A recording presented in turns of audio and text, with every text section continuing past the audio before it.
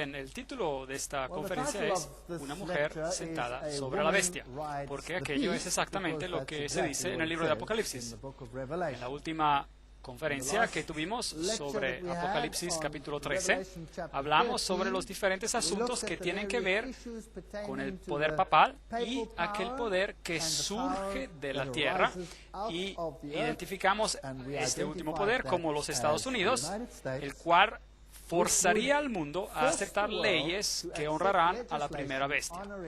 Bien, este es el proceso que tendrá que continuar hasta abarcar a todos los reinos del mundo. Apocalipsis capítulo 17 nos da más detalles sobre este asunto. Vino uno de los 7 ángeles que tenían las 7 copas y habló conmigo diciendo: ven acá y te mostraré la sentencia contra la gran ramera. Estas son palabras muy duras. La que está sentada sobre muchas aguas. Aquí tenemos a una mujer, la cual es una prostituta, en otras palabras, una que es infiel a Dios. Una mujer, en el sentido bíblico, es una iglesia, y hay numerosos textos en el Antiguo y Nuevo Testamento para sustentar esto.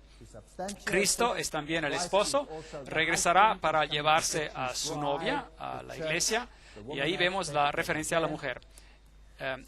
Esta gran mujer apóstata está sentada sobre muchas aguas, y ya vimos que las aguas significan multitudes, naciones, pueblos, lenguas, según la definición en el mismo Apocalipsis. Y con esta mujer fornicaron los reyes de la tierra. Esto significa que se han relacionado con ella en manera contraria a como Dios hubiese querido que ellos se relataran. Y los habitantes de la tierra se han embriagado con el vino de su fornicación. Aquello significaría que si el vino es el símbolo de enseñanzas, de doctrinas, entonces el vino de la fornicación que embriaga es doctrina que confunde a la mente.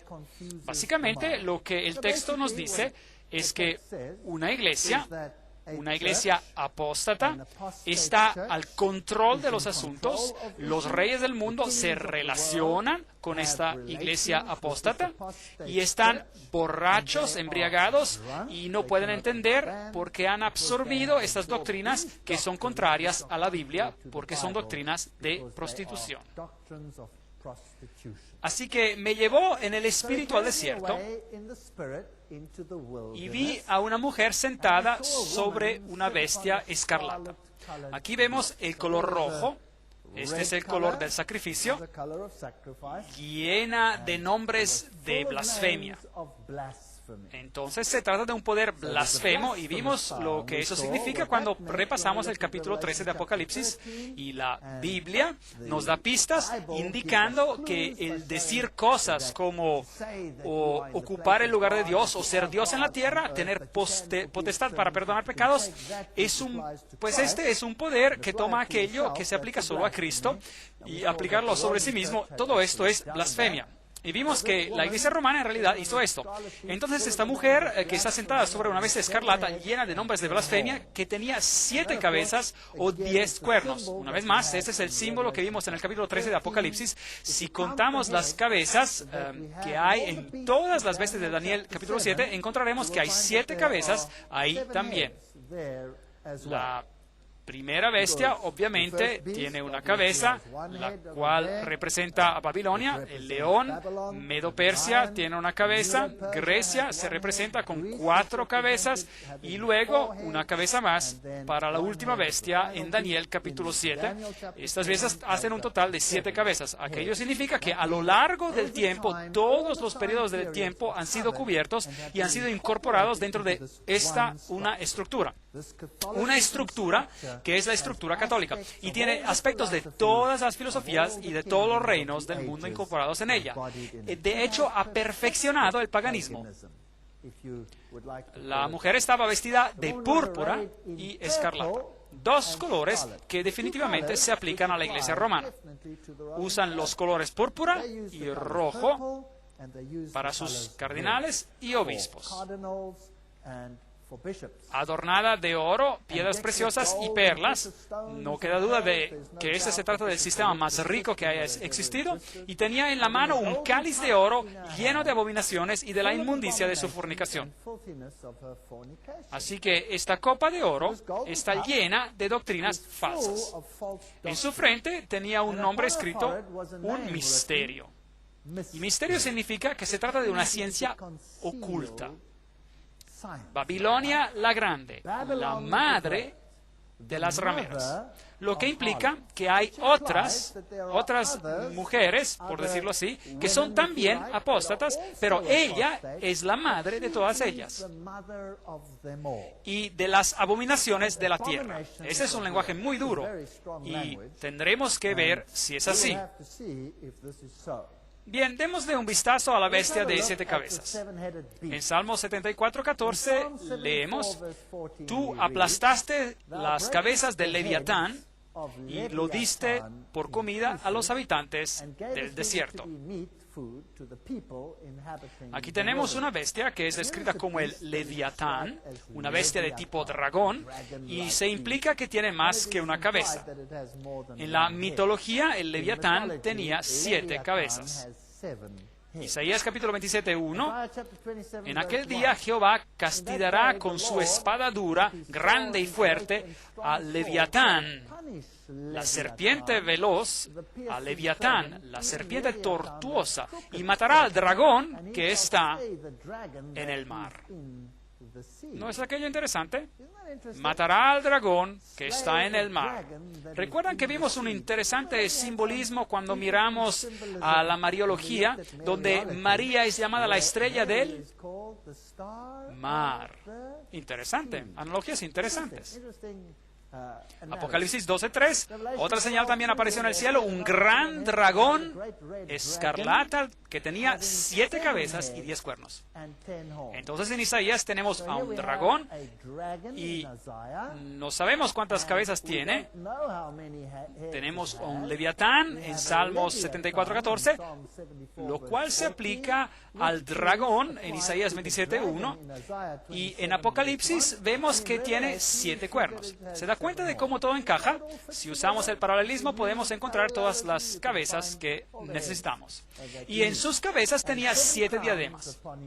Entonces, este dragón, en Apocalipsis 12, capítulo 12, es un poder que gobierna, está en control. Él es el príncipe de este mundo. Jesús llamó a Satanás el príncipe de este mundo. Apocalipsis 13:1, me paré sobre la arena del mar y vi subir del mar una bestia que tenía 7 cabezas y 10 cuernos, y en sus cuernos tenía 10 diademas, y sobre sus cabezas nombres de blasfemia. Entonces aquí tenemos una división en 10 cuernos, es decir, 10 reinos. En los cuernos 10 diademas, lo que significa que la bestia gobernó con estos 10 reinos, y este es el tiempo de la Edad Media, cuando Roma gobernó por medio de los poderes de Europa. Apocalipsis 17:3, me llevó en el espíritu al desierto y vi a una mujer sentada sobre una bestia escarlata, llena de nombres de blasfemia, que tenía 7 cabezas y 10 cuernos. Obviamente, esta es la representación del reino de Satanás a través de todos los tiempos. Y en Apocalipsis 17 también veremos la culminación de su poder en los eventos finales, justo antes de la segunda venida de Jesucristo. Entonces, el dragón tiene 7 cabezas. En el libro de Apocalipsis, las cabezas denotan poderes políticos, por medio de los cuales el dragón opera. Pero únicamente por interés, es interesante que Satanás intentó 7 veces de establecer su reino de poder absoluto. Primero hubo una guerra en el cielo, y la respuesta de Dios fue de expulsar a Satanás del cielo. Luego, Adán y Eva, y en el mundo prediluviano, allí él intentó establecer su reino. La respuesta de Dios a Adán y Eva fue la promesa de la redención, el sistema de sacrificios. Luego, el próximo intento del enemigo fue a la Torre de Babel. Ese fue su siguiente intento de establecer unidad de todas las naciones en la tierra. La respuesta de Dios, confundir las lenguas separando a las naciones. Interesante. Luego, durante la encarnación, él pensó que si él lograba destruir a Cristo, podría establecer a su reino. Y la respuesta de Dios fue la victoria sobre el pecado y la muerte fue dándole la vuelta a una aparente derrota y convirtiéndola en la victoria más grande que el universo haya visto. El enemigo intentó establecer su reino mediante la Roma pagana. Y la respuesta de Dios fue lo que vimos bajo la iglesia de Esmirna. La gente estaba preparada a morir en vez de ser eliminados. Intentó después establecer su reino mediante la Roma papal. Y la respuesta fue la reforma. Por ningún lado el enemigo pudo tener éxito. Habrá un tiempo final cuando él tratará de establecer su reino, una situación donde todas las naciones se junten en un gran nuevo orden mundial. ¿Es eso posible? Eso sería interesante. 7 veces se intentó y hay una respuesta por parte de Dios, la cual yo llamo el fuerte clamor y de la medianoche. Pero hablaremos sobre esto en otra conferencia, es algo complicado. Apocalipsis 12:3 dice, otra señal también apareció en el cielo, un gran dragón escarlata que tenía 7 cabezas y 10 cuernos, y en sus cabezas tenía 7 diademas. Este poder entraría en guerra contra otro sistema en la tierra. Obviamente, sistema que representa al pueblo de Dios. Entonces hay un dragón que ataca a la mujer vestida de blanco, y esta guerra continuará hasta la venida de Cristo, según nos dice la Biblia. Entonces esta criatura que encontramos en Apocalipsis 13, que salió del mar, nos dice cuáles son los atributos de la autoridad papal. Este es un sistema que tiene todos los atributos del cuerno pequeño en el capítulo 7 de Daniel. Entonces es el mismo sistema y nos dice que tiene componentes de Medo-Persia, porque tiene patas de oso, tiene la filosofía griega en ella. De hecho, toda la teoría de la evolución está basada sobre la filosofía griega. De allí se puede rastrear. Tiene componentes griegos en ella, tiene los componentes babilónicos en ella, lo cual nos tomaría toda una conferencia para mostrar la comparación entre la religión babilónica y el catolicismo. Hay una conferencia titulada El vino de Babilonia, la cual ya vimos sobre este asunto. Esta criatura tiene los 10 cuernos que representan a este poder final, el cual eventualmente controlará al mundo entero. Entonces, cabezas de leones con 10 cuernos y una mujer. Por supuesto, representa una iglesia, el brazo eclesiástico que controla a todos los poderes políticos, vestida de púrpura y rojo y sosteniendo esta copa en su mano. Y vi a una mujer sentada sobre una bestia escarlata llena de nombres de blasfemia. Apocalipsis 17:3. La púrpura y escarlata y el oro y las piedras preciosas. Roma es la institución eclesiástica más rica en el mundo entero. Los tesoros que están en el Museo Vaticano aturden a la mente. Son increíbles. Y en esta copa de oro hay todas estas abominaciones de sus falsas enseñanzas. Ya hemos visto que ella es llamada un misterio. Algo que es misterioso o un misterio es algo que obra de ocultas en secreto. Y además ella es la madre, misteriosamente, ella es la madre de todas las rameras. ¿Controla ella acaso a todas las iglesias en el mundo que son apóstatas hacia Dios? ¿Es eso una posibilidad? Bien, no nos hemos enfocado en ese asunto con gran detalle aún, pero sí lo haremos en una próxima conferencia. Apocalipsis 17:5, la antigua religión babilónica y el antiguo culto al toro. Todo esto, estas religiones antiguas, encontraremos todos estos aspectos en Roma. Segunda de Timoteo 4:4 dice, y las personas apartarán de la verdad y del oído y se volverán a las fábulas.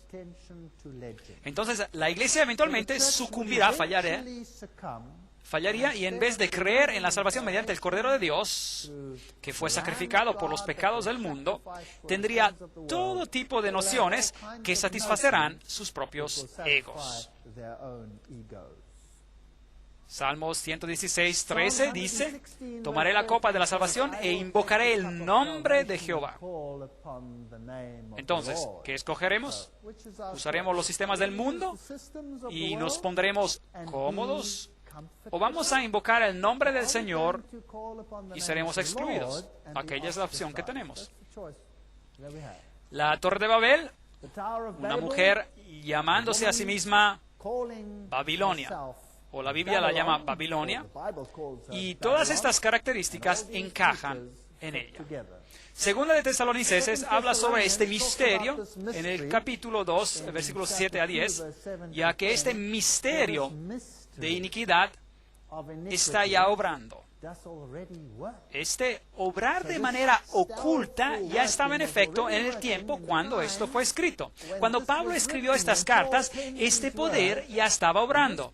Ahora, aquí hemos tenido conferencias donde vimos a los padres de la iglesia temprana con sus ideas gnósticas corruptas. Y las encontramos en todos los escritos masónicos del obispo de Alejandría, de Constantinopla, y todos estos con las ideas de Orígenes.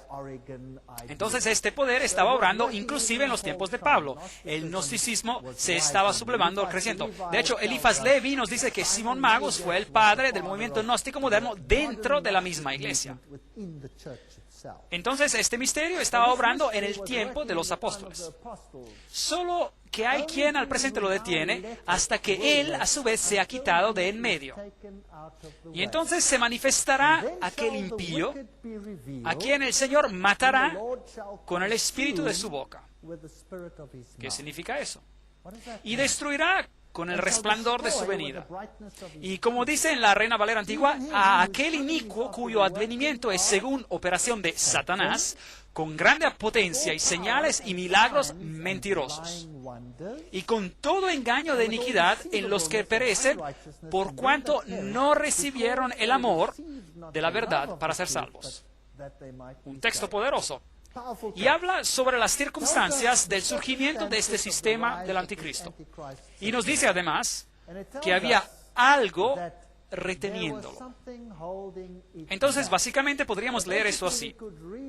Aquel que lo retiene será quitado de alrededor del medio, y entonces el impío será revelado.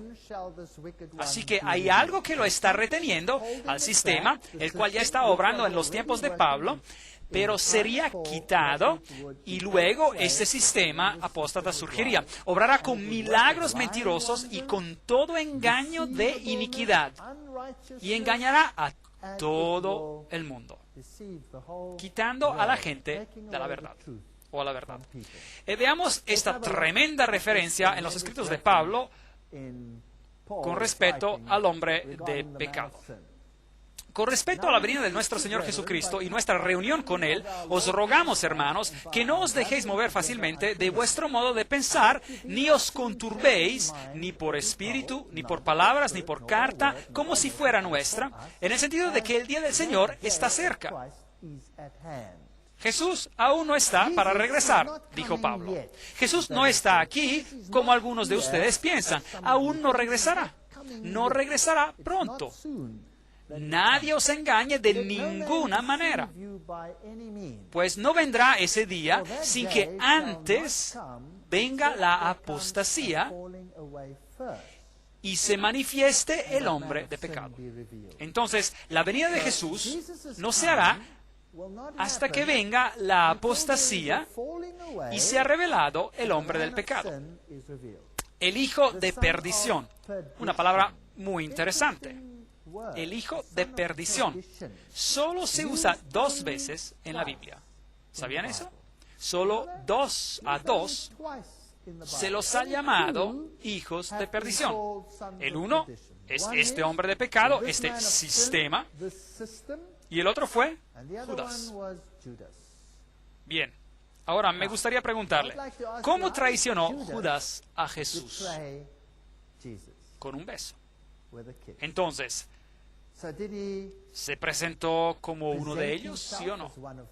¿No es posible entonces que este sistema, el hijo de perdición, se presente a sí mismo como un representante de Jesucristo? Y traicione a todos con un beso? ¿Es esta una posibilidad?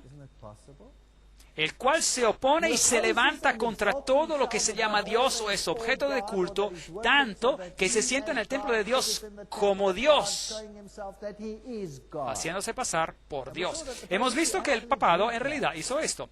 Y este es el espíritu del anticristo, el cual vosotros habéis oído que viene y que ahora ya está en el mundo.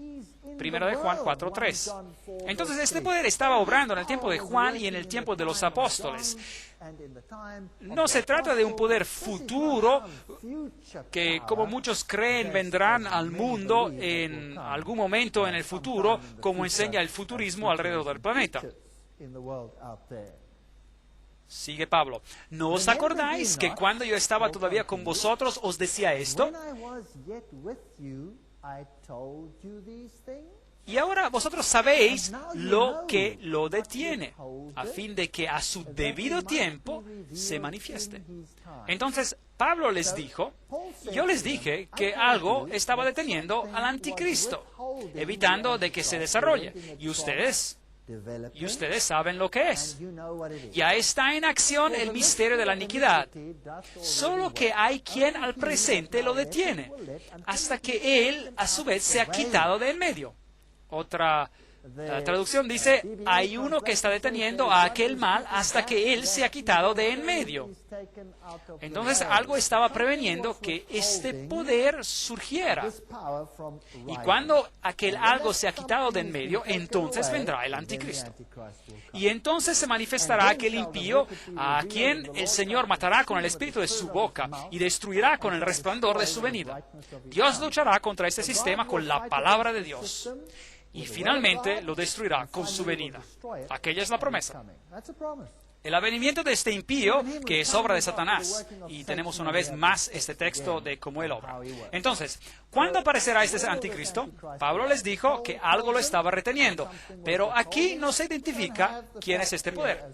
Aquí, Grattan Guinness escribe en el Romanismo y la Reforma, página 105, 1887. Aquí tenemos un punto en el cual Pablo afirma la existencia del conocimiento en la iglesia cristiana. La iglesia primitiva sabía, dice él, cuál era el poder que detenía. La iglesia primitiva nos dice que sabía acerca de este tema. Y nadie en estos días puede estar en posición a contradecir el testimonio de lo que Pablo, por palabra de su boca, dijo a los tesalonicenses.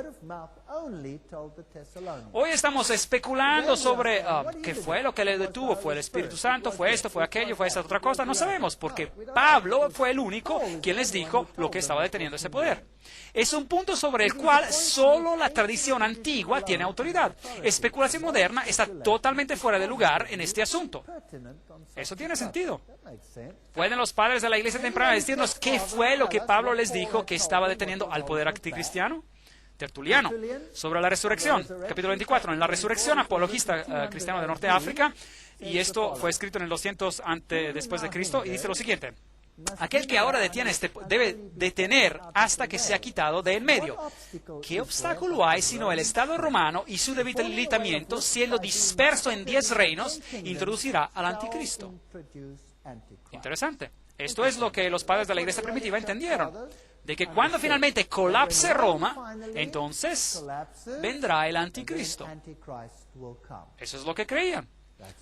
Juan Crisóstomo, en su homilía sobre 2 de Tesalonicenses 2, número 4, quien fue obispo de Constantinopla en el 390, dice: solo hay uno que impide ahora hasta que él se ha quitado del medio, es decir, cuando el imperio romano se ha quitado del medio, entonces él, el anticristo, vendrá. Allí hay otro que lo dice. Interesante. Pablo dice que aquel poder ya estaba obrando en sus tiempos y tarde o temprano se levantaría. Hay algo que lo detiene, pero en cuanto se ha quitado del medio, yo les dije lo que era, entonces ya se levantará. Aquí les tengo un fragmento de Commentary on the Apocalypse por Edward Elliot, y tenemos el testimonio concordante de los primeros padres, desde Ireneo, el discípulo de San Juan, hasta Crisóstomo y Jerónimo, y ellos sobreentendían que ese poder era el poder imperial que gobernaba y residía en Roma, que tenía que ser quitado del medio. Grattan Guinness nos dice, mientras los césares mantuvieron el poder imperial, era imposible que el predicho anticristo se levantara. A la caída de los césares, él se levantaría. Eso tiene sentido. Las profecías bíblicas tienen sentido. La profecía sobre los 1260 días tiene sentido, si consideramos a todos esos asuntos. Y mientras los césares mantuvieron el poder imperial, él se levantaría siguiendo la caída de los césares. Él se levantaría. Grattan Guinness, Romanismo y la Reforma. Hay numerosas fuentes que dicen esto. Pablo no identificó al poder que lo detenía. Poder que ellos sabían era Roma, por temor a represalias. Recuerde que la iglesia cristiana estaba bajo persecución por Roma. Así que Pablo les escribió una epístola y dijo, yo sé, se los dije personalmente y ustedes saben lo que es, y esto tiene que ocurrir primero. No vayan enseñando todo tipo de doctrinas. Estamos esperando primero a la apostasía, el hombre de pecado, y que el obstáculo se ha quitado de en medio y que el hombre de pecado se levante y entonces gobierne en esta tierra. Y solo entonces, por fin, Cristo vendrá y consumirá este poder cuando regrese. Esta es la versión bíblica. Primera de Timoteo 3:16 dice, indiscutiblemente grande es el misterio de la piedad. Dios fue manifestado en la carne. ¿Se dan cuenta de lo que dice? Dios fue manifestado en la carne. No cambiemos esto. Justificado en el Espíritu, visto de los ángeles, predicado a los gentiles, creído en el mundo, recibido arriba en gloria. Este es el único misterio en el cristianismo. No hay ningún otro misterio. Nunca entenderemos cómo el Dios del universo pudo haberse convertido en hombre por nosotros, cómo pudo morir por nosotros y luego salvarnos y hacernos hijos e hijas del Altísimo. Es un misterio. Nunca lo entenderemos. Todo lo demás ha sido revelado en su totalidad. Pero esto continuará siendo nuestro estudio por toda la eternidad. Este es el misterio de la santidad. El misterio de la iniquidad quiere derrocar a este hecho central, este hecho principal y eterno de la salvación. Y ya hemos visto en las conferencias cómo se han hecho esfuerzos para reducir el ministerio, las funciones de Jesucristo. Y cómo mediante sociedades secretas, la antigua religión babilónica, a través del cabalismo y el gnosticismo, han removido a Jesucristo como a la deidad que salva y la han reemplazado por otro poder. Hemos visto a las sociedades islámicas secretas y hemos visto lo que enseña el Corán de que Jesús no fue el Hijo de Dios y que Él nunca murió y que su sangre no fue derramada por nosotros, que fue llevado repentinamente, que Él fue espiritualizado, que nunca vino en la carne. Y todos estos asuntos, ¿ven? Esta es la doctrina central de la Roma de hoy. Y es también la teología de la Vulgata, la versión bíblica en latín. Los templarios, los rosicrucianos, los jesuitas, la masonería, todos ellos se aferran a esta doctrina central. 2 doctrinas en el mundo. O no 100 o 200, no 300 ni 500. 2 doctrinas en el mundo. Todas con diferentes fachadas. Todas controladas por un mismo poder. Parece increíble. Recuerden la historia de Bel, ya hablamos sobre esto, el templo de Bel, y donde vimos a la mujer con una linda minifalda. ¿Usted pensó que la minifalda era algo reciente? No, no, no, no, es bien antigua, allí está. Y bien, esta señorita, bueno, no sé si era una mujer de vida de noche o mujer de vida de día, pero esta señora con la copa dorada en su mano representa a la adoración a Baal. Y Fides, cuán fascinante, Città del Vaticano, Fides, vimos, muy interesante, tiene el significado de la adoración a la diosa. Los iniciados al interior del sistema fueron los Fides. Y no sabríamos lo que es aquello si no tuviésemos esta linda cita de parte de Albert G. Mackey, masón de 33 grados, que dice que la mano derecha en todas las edades ha sido estimada como un emblema de la fidelidad. Y nuestros hermanos antiguos adoraban a una deidad con el nombre de Fides. fides o fidelidad, que en ocasiones es representada por dos manos derechas unidas, lo que también hace la masonería, y a veces por dos figuras humanas agarrándose de las manos derechas. Numa fue el primero en levantar un altar a Fides, en nombre bajo el cual la diosa de los juramentos y honestidad era adorada. Las publicaciones tomadas bajo su nombre eran consideradas más inviolables que cualquiera otras. Aquí hay un misterio. Les estamos mostrando un lado, una fachada, pero en realidad enseñamos otra cosa. En Morales y Dogma, página 292 en inglés, si recuerda, vimos los símbolos secretos. Aquí teníamos la PX, la cual se encuentra en muchas plataformas de predicación, púlpitos y altares de hoy en día, y que recibe connotaciones cristianas para los de afuera, los goyim, para los catecúmenos. Pero aquí el iniciado, el informante mismo, nos dice que el símbolo representa el cetro de Osiris, entonces es la representación del miembro masculino sentado en un barco.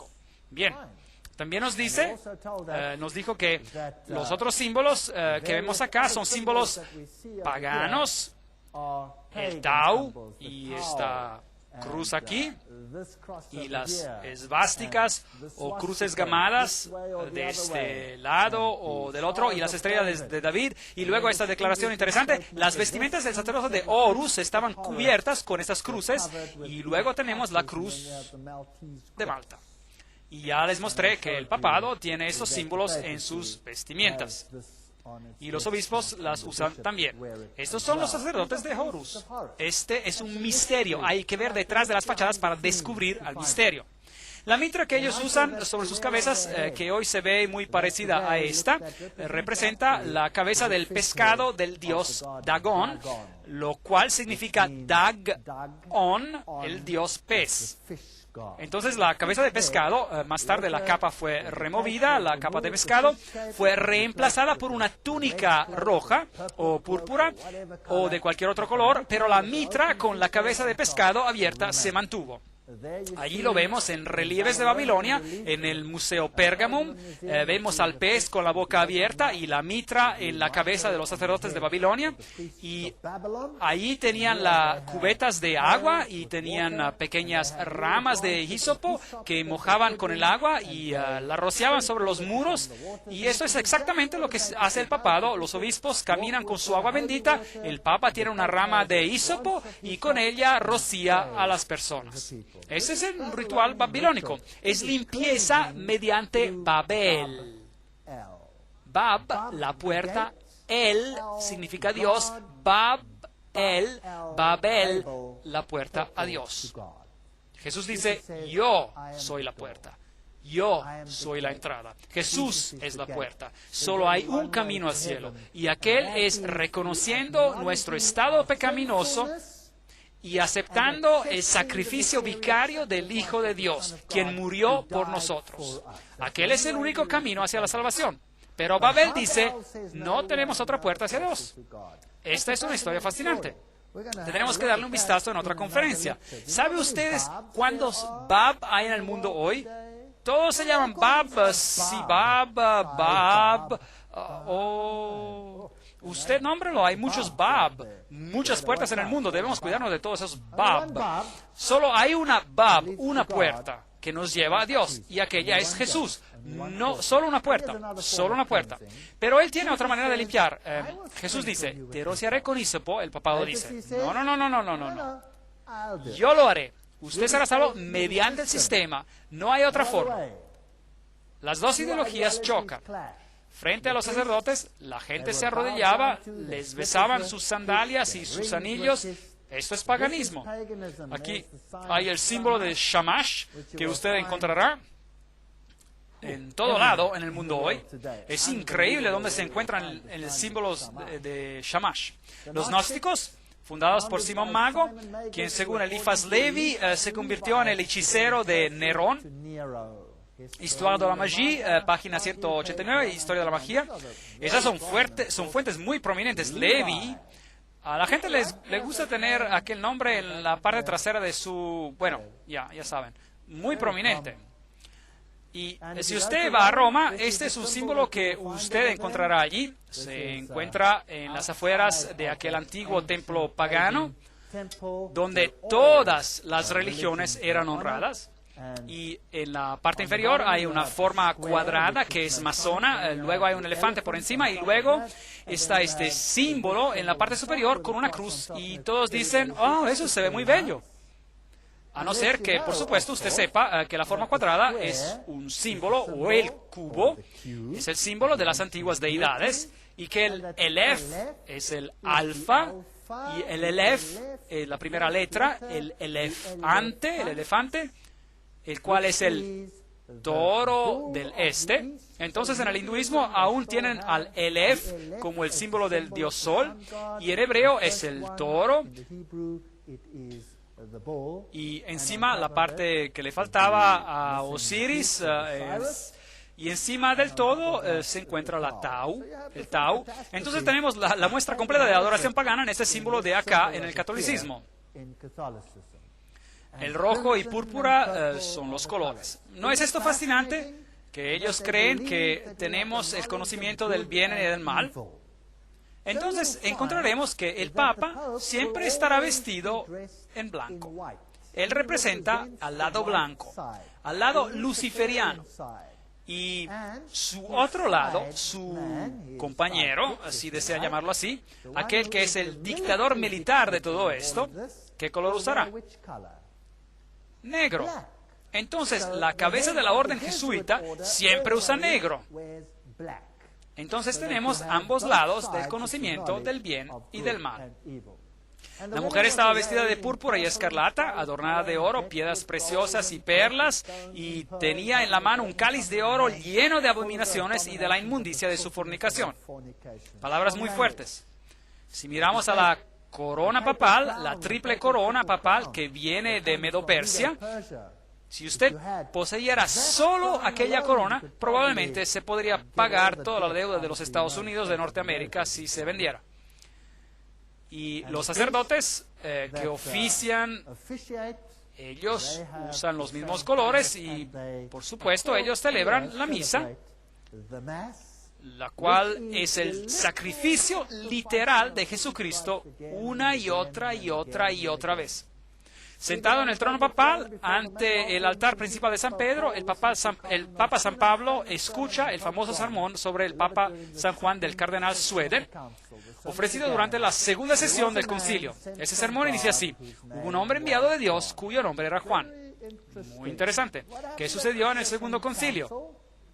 Bueno, en el segundo concilio todos fueron una vez más invitados a participar de la hermandad de las iglesias, excepto que Roma sería la madre y todas las demás permanecerían como hermanas. ¿No les parece eso interesante? Interesante. La idolatría era la adoración en el sistema antiguo. La idolatría es la misma adoración en el sistema actual. Exactamente lo mismo. Pero la idolatría toma varias formas. La idolatría no es simplemente arrodillarse ante una estatua. La idolatría puede también tener otro significado. ¿Y no sería interesante si supiésemos que Roma controlaba aquel otro aspecto también en su totalidad? ¿Completamente y plenamente? Bueno, hoy no podemos analizar todos los sistemas de idolatría. Eso sería imposible. Pero la idolatría no solo significa arrodillarse ante un ídolo. Puede haber diferentes ídolos. ¿Qué hay sobre los deportes mundiales? ¿Y quién controla los deportes mundiales? Bueno, si miramos a los símbolos que ellos tienen, cada uno de estos superclubes deportivos tiene un símbolo masón. Es muy interesante. El equipo de fútbol más grande en el mundo, Manchester United, inclusive usa directamente el diablo. ¿Por qué no? Me parece bien a mí. Escaleras de masonería, cabríos masones, símbolos de Shamash. ¿Por qué no? Esos son los equipos más grandes del mundo. ¿Y qué tal de todos estos? Hay animales de la oscuridad. Tenemos a caballos voladores, lo cual es Pégaso. Hay todos estos símbolos interesantes con pentagramas y escudos de Malta y símbolos del sol y pentagramas y leones de dos cabezas y cabras. Todos los símbolos y flores de lis Ustedes imagínense y lo van a encontrar. M de masones, anclas de masonería, absolutamente todo. Dedos masones, el cráneo y los huesos, las calaveras de los huesos. Titán es en realidad el nombre de Satanás en griego.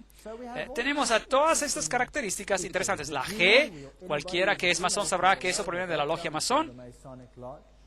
Si vemos a Éxodo capítulo 32, 2 a 6, Aarón les dijo, quitad los zarcillos de oro que están en las orejas de vuestras mujeres, de vuestros hijos y de vuestras hijas. Bueno, hoy en día los aros son muy populares. Y traédmelos. Hizo de ello un becerro de fundición. Aarón proclamó, mañana será un día de fiesta dedicado a Jehová. Y al día siguiente madrugaron, ofrecieron holocaustos y presentaron ofrendas de paz. Y luego se sentó el pueblo a comer y a beber y se levantó a regocijarse. ¿Cómo fue que se divirtieron? ¿Cómo cree que se divirtieron? Bueno, parte del sistema de adoración al sol era jugar deportes. ¿Qué tipo de deportes jugaron? Aquello es muy interesante. Bien, vayamos a la UNESCO. Ellos deberían saber porque el manifiesto de la UNESCO, como ya saben, fue escrito por un miembro de la sociedad secreta Calavera y Huesos. Entonces, él debe ser un iniciado, un informante interesante. Por ejemplo, él escribe, el polo era conocido a los persas y fue restaurado a su importancia original de ser un juego para el sol por Akbar. Anotar un gol con la bola del sol era igualado al triunfo de la luz sobre la oscuridad, del bien sobre el mal. Pero recuerden que la masonería llama a la luz oscuridad y a la oscuridad luz. Y llaman a Jesús y a Jehová lo malo. Entonces el triunfo de la luz sobre la oscuridad representa, en el paganismo, el triunfo de Lucifer sobre Jesucristo.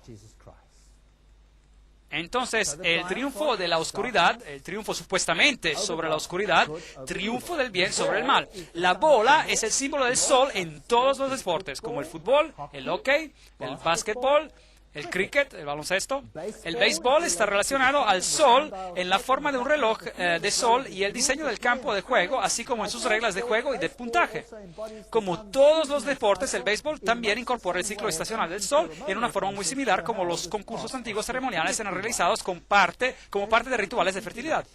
Entonces, si se puede hacer que vayan a la iglesia, si se puede hacer que no vayan a la iglesia, hagan que vayan a los campos de deportes. ¿No es esto interesante? En la iglesia se ve a los brazos que se levantan y se mueven como ola, y en el campo de juego se ve a la gente que hace los mismos movimientos con los brazos. Se cantan himnos en la iglesia, e himnos de naturaleza diferente son cantados allá. Es bastante fascinante. ¿A quién le importa en cuanto él tenga adoración? La historia sumera de Gilgamesh, inscrita en tablas cuneiformes, narra como el equipaje deportivo, un palo o un aro o una bola, que Gilgamesh había tallado de un árbol arrancado, se había caído al mundo de las tinieblas al empezar a oprimir a su pueblo mediante competencias atléticas repetitivas. Y como eventualmente era el dios Sol quien abría un agujero, el agujero en la tierra, para poder recuperarlos. Entonces, si usted tuviese un palo y una bola, si toma el palo y golpea la bola hasta que caiga en el agujero, aquello era un símbolo. Bueno, tiene un significado más profundo de lo que realmente creemos. En realidad es un significado bastante extraño, pero olvidemos de ello. Aquello es lo que hacen los jugadores de golf, por ejemplo. ¿Saben? Es sorprendente. Y cuán frecuentemente se nos dice que esto es maravilloso y que es bueno para el cristianismo y todas estas cosas. Yo no tengo nada en contra del deporte. El deporte es un buen pasatiempo. El deporte es bueno para hacer ejercicio. Hay cosas que se pueden hacer con el deporte que son buenas. Pero si el deporte se convierte en una religión, ¿no les parece eso problemático? ¿No es eso idolatría? La antorcha olímpica que el corredor lleva para marchar en el movimiento cíclico del sol a lo largo de Olimpiada, el periodo de 4 años hasta los siguientes Juegos, también está relacionado con el ritmo cíclico del sol. Se celebró por primera vez en Grecia. Los Juegos eran concursos ceremoniosos en honor a Zeus, Júpiter. ¿Han visto la ceremonia de inauguración? ¿La de Grecia? ¿No honraban a los dioses, sí o no? Sí. Y empezamos, les damos inicio. Bien, el sol, la luna y los demás planetas flotan por encima en los Juegos Olímpicos de Barcelona. La asociación del Sol con los deportes data desde antes de las deidades de Heracles y Apolo en Grecia, como es evidente a partir del cuento épico del héroe de los sumeros, Gilgamesh. Cosas fascinantes. Así como en el deporte, el sol era omnipresente en prácticamente todos los aspectos de la vida, ya sea el arte, la arquitectura, la filosofía, la religión, los festivales, el folclore, la danza y la música. Increíble. Tienen todos los aspectos cubiertos. Cada mañana un dios pagano del día nos despierta. Los romanos de los primeros siglos de la era cristiana llamaban a cada día según los 7 planetas: Sol, Luna, Marte, Mercurio, Júpiter, Venus y Saturno. Si miramos a los símbolos de las Olimpiadas, veremos que tienen los símbolos de las deidades de Baal-Hadad, del símbolo de Baal-Hadad, Baal-Hadad, Baal-Hadad y Baal-Hadad. Aquí los encontramos por todo lado. Eso es paganismo. Aquí tenemos a un joven llevando a una camiseta muy bella de OK al Papa, y a ver qué hará con ella. Una camiseta muy bella de OK.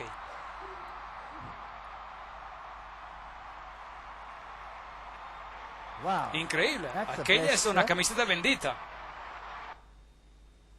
Entonces, la masonería controla todos estos asuntos para Roma hoy en día. El mundo de los deportes, el mundo religioso, eso es fascinante. Me pregunto cuánta idolatría está oculta en el misterio. ¿Y cuánto más quiere revelarnos la Biblia acerca de esta sorprendente historia de Apocalipsis 17? Esperemos a otro episodio para averiguarlo.